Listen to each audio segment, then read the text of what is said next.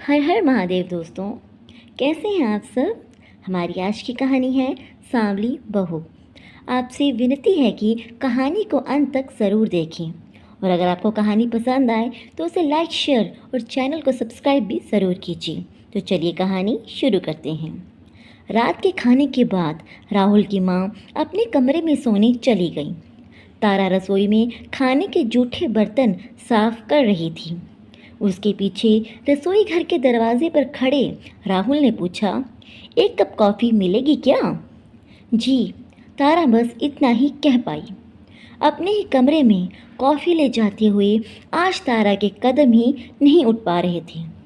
उसने एक लंबा सा घूंघट निकाला और हिचकिचाते हुए कमरे में गई। तारा ने मेज़ पर कॉफ़ी का कप रख दिया। राहुल आहट सुनकर पलंग पर से उठकर बैठ गया। तारा जैसे ही कमरे से बाहर जाने के लिए मुड़ी, राहुल बोल उठा, सुनो तारा, तुम अपना सामान बांध लो। मैं तुम्हें और माँ को अपने साथ इंग्लैंड ले जाने के लिए आया हूँ। उसे अपने कानों पर विश्वास नहीं हुआ। तारा ने बिना मुड़े घूंघट से राहुल को देखना चाहा तो उसे सिर्फ राहुल के पैर ही दिखे। वह कमरे से बाहर निकल गई। उसने रसोई घर में जाकर पूरा काम खत्म कर लिया और वहीं पर चटाई बिछाकर सो गई। सुबह माँ ने चूल्हे पर राहुल की पसंद का सरसों का साग बनाया। बनाती भी क्यों ना, उसका बेटा पूरे 2 साल बाद इंग्लैंड से आया था। राहुल और माँ बैठकर बातें कर रहे थे, लेकिन उनका ध्यान तारा की ओर ही था। राहुल ने माँ से कहा, माँ, जब घर पर गैस है तो फिर भी आप चूल्हे पर ही रोटी क्यों बना रही हो? माँ ने जवाब दिया, बेटा, बचपन से तू चूल्हे पर बना भोजन खाकर ही बड़ा हुआ है। बहू तारा भी चूल्हे की रोटी बना लेती है, बड़ी अच्छी है, मेरा बहुत ध्यान रखती है। वो मुझे कोई भी काम नहीं करने देती है। वो बड़े ही अच्छे स्वभाव की है।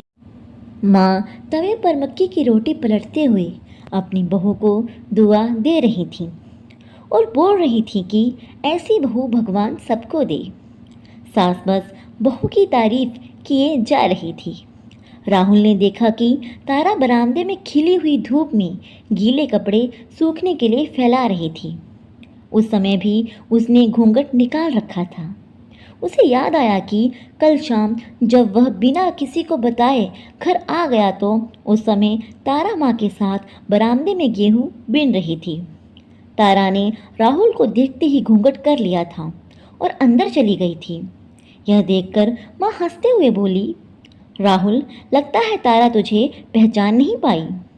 उसके बाद माँ ने राहुल को भोजन परोसा। तारा कमरे की खिड़की से सास और पति की सारी बातें सुन रही थी। ये सब देखकर उसे महसूस हुआ कि माँ अपने बेटे राहुल को कितना लाड़ करती है। उसे तो पता भी नहीं था कि आखिर माँ का प्यार होता क्या है। जब वह 3 साल की थी तभी किसी बीमारी की वजह से उसकी माँ की मृत्यु हो गई थी। घर के सभी लोगों और रिश्तेदारों ने मिलकर पिता दयाराम का दूसरा विवाह करवा दिया। पिता की दूसरी शादी के बाद घर टूट सा गया। तारा की बुआ विधवा थी, उनकी कोई औलाद भी नहीं थी। बुआ का ससुराल दयाराम के घर के पास के मोहल्ले में ही था। बुआ ने नई माँ का व्यवहार देखकर उसे अपने पास में ही रखने की बात अपने भाई के सामने रखी। मानो जैसे कि सब के सब इस बात के लिए तैयार ही बैठे थे। बुआ ने उसे गोद ले लिया और उसको एक प्यारा सा नाम दिया, तारा। तारा का रंग सांवला और नैन नक्श बहुत ही सुंदर थे। देखते ही देखते तारा कब बड़ी हो गई पता ही नहीं चला। अब वह बीए पास कर चुकी थी। बुआ ने उसे हर साल गर्मियों की छुट्टियों में बहुत से काम सिखाए, जैसे कुकिंग, सिलाई कढ़ाई, मेहंदी, डांस आदि। उनका यह मानना था कि शादी के बाद ससुराल वाले अपनी बहू से नौकरी करवाएं, यह ज़रूरी नहीं है। कई बार परिस्थितियां अनुकूल न हो तो विवाह के बाद नौकरी छोड़नी भी पड़ जाती है। इसलिए लड़की को घर गृहस्थी चलाने में बहुत समझदार और होशियार होना चाहिए। तारा को आज भी वो दिन याद है जब उसके पिताजी दयाराम उसकी बुआ के पास आए थे। पिता ने बताया कि उनके मित्र सीताराम जी अपने बेटे राहुल का रिश्ता तारा के साथ करवाना चाहते हैं। राहुल इंजीनियर हैं, इंग्लैंड में उसकी जॉब लगी हुई है। बुआ को अब और क्या चाहिए था। उन्होंने सोचा कि तारा को इससे अच्छा घर नहीं मिलेगा। बुआ ने तारा से पूछना चाहा कि उसका इस रिश्ते के बारे में क्या कहना है, लेकिन तारा बुआ के पूछने से पहले ही शर्मा गई। फिर वो बोली, आप और पिताजी जो भी करेंगे मेरे लिए अच्छा ही करेंगे। यह सुनकर बुआ जी भी खुश हो गई। लड़का लड़की देखने दिखाने की बात पर सीताराम जी ने साफ साफ शब्दों में कह दिया कि राहुल मेरा बेटा है, वो मेरी किसी भी बात को नहीं टालेगा। मैं एक गुणवान बहू ले जा रहा हूँ, वह मेरी बात ज़रूर मानेगा। वह इंग्लैंड से आ रहा है, पहले ही मुहूर्त में विवाह होगा। तारा बहुत ही खुश थी। पास के कस्बे में ही उसकी शादी हो रही थी, इसलिए वह अपनी बुआ का भी ख्याल रख पाएगी। तभी उसे अपनी सासू माँ का स्वर सुनाई दिया तो वह अपने अतीत से बाहर निकल गई। तारा बेटा, थाली परोस कर ले आओ, हम दोनों भी खाना खा लेते हैं। तारा बोली, हाँ माँ, अभी लाती हूँ। वह अपनी सास को माँ कहती थी। राहुल भोजन करके अपने बचपन के दोस्त के घर मिलने चला गया। माँ ने रिश्तेदारों को भी अपने लाडले बेटे के आने की खबर दे दी थी। शाम होते होते सगे संबंधी व मित्र घर पर आने लगे। देर रात तक तारा सबके लिए चाय नाश्ता भोजन का इंतज़ाम करती रही। बीच बीच में आकर माँ हाथ बंटा रही थी। माँ हर किसी के सामने अपनी बहू की प्रशंसा करती थक नहीं रही थी। सब मेहमानों के जाने के बाद राहुल पलंग पर लेट गया। उसे याद आया कि पिछली बार जब उसके पिताजी की मृत्यु हुई थी तब वो घर पर आया था। तब रिश्तेदारों से घर भरा हुआ था। वह तब तारा से मन की कोई भी बात नहीं कर पाया था। राहुल का घर 3 कमरे का था और जिस कमरे में वो अभी लेटा था वो कमरा कभी उसका हुआ करता था। राहुल की नज़र कमरे की ताक में रखे तारा के फ़ोटो पर गई। उसकी नज़र वहीं पर ठहर गई। फ़ोटो में मुस्कुराती हुई तारा बीएड कॉलेज की पोशाक में थी। तारा बीएड कॉलेज में प्रथम स्थान का पुरस्कार और भी न जाने किन किन अफसरों की तस्वीरें थीं। राहुल को आज तारा बहुत ही खूबसूरत दिख रही थी। राहुल को आज अपने पिताजी की भी बहुत याद आ रही थी। उन्होंने ही तारा को बीएड की परीक्षा की तैयारी करने को कहा था।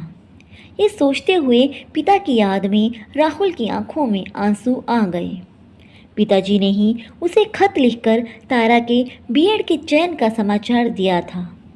वह ईमेल के ज़माने में भी खत लिखने में विश्वास रखते थे। आज वो खत ही राहुल की संपत्ति है। पिता के स्वर्ग सिधारने के बाद तारा ने राहुल को खत लिखकर भेजना शुरू कर दिया।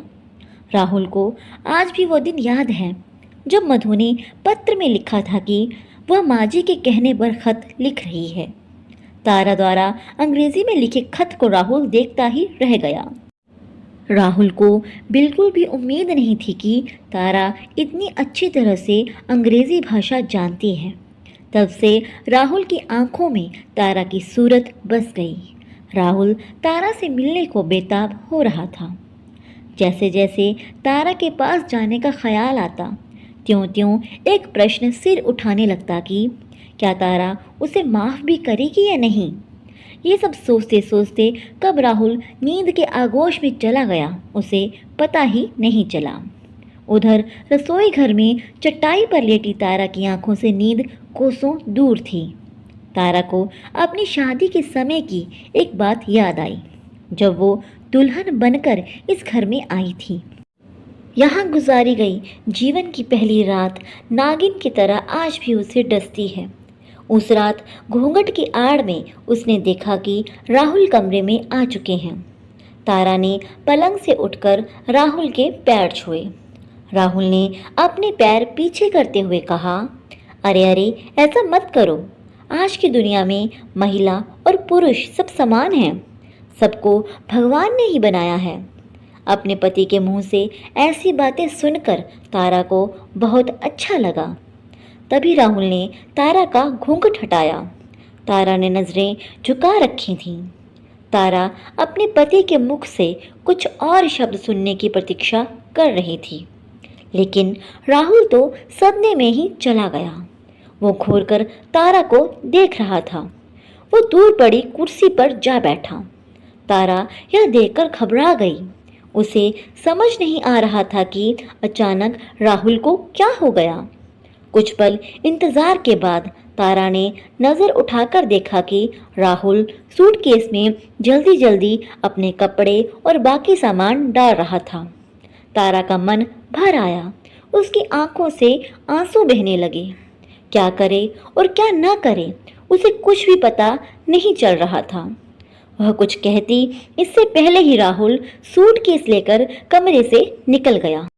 सुहाग सेज पर बैठी तारा की आंखों से आंसुओं की झड़ी लग गई थी। कमरे के बाहर बहुत शोर मचा हुआ था। राहुल अपने पिताजी को इंग्लैंड जाने की बात कहने लगा। बेटे को इतनी जल्दी वापस जाता देखकर सीताराम जी राहुल पर बरस पड़े। राहुल नौकरी वालों ने किसी बहुत ज़रूरी काम के लिए बुलाया है बोलकर इंग्लैंड चला गया। राहुल के यूँ जाने से बेचारी तारा का दिल ही टूट गया, लेकिन उसने किसी को कुछ भी नहीं बताया, बुआ को भी नहीं। विवाह के 3 साल बाद तक राहुल इंग्लैंड से घर वापस नहीं आया। लेकिन समय की चाल बदली। एक दिन अचानक सीताराम जी को हार्ट अटैक आ गया और वे बिना कोई सेवा करवाए स्वर्ग सिधार गए। तारा की आंखें भर आई। तारा को आज महसूस हुआ कि जिंदगी कब कौन सी करवट ले ले किसी को पता नहीं। वो सोचने लगी, राहुल अब अपने साथ इंग्लैंड ले जाने की बात कर रहे हैं, अब मैं क्या करूं? ये सोचते सोचते ही कब तारा को नींद आ गई उसे पता ही नहीं चला। सुबह जब तारा राहुल को चाय देने कमरे में गई तो राहुल अखबार पढ़ रहा था। जैसे ही तारा चाय रखकर जाने लगी, राहुल ने उसे पुकारा, तारा। तारा के कदम वहीं पर रुक गए। राहुल आगे बोला, मैं जानता हूँ कि तुम मुझसे नाराज़ हो, प्लीज़ मुझे माफ़ कर दो। मैं रूप रंग में उलझा रहा, मैं तुम्हारे गुण देख नहीं पाया।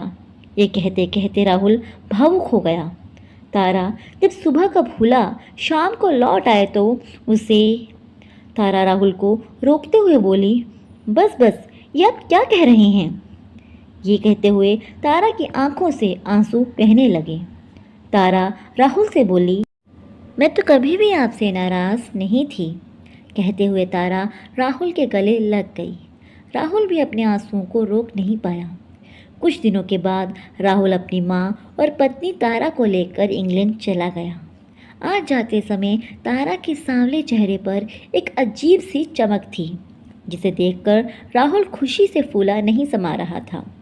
तारा खुश थी कि देर से ही सही आखिर में उसके पति राहुल ने उसके रंग से ज़्यादा उसके गुणों को महत्व दिया, और उनकी माँ भी अपने बच्चों को खुश देखकर खुशी से फूली नहीं समा रही थी।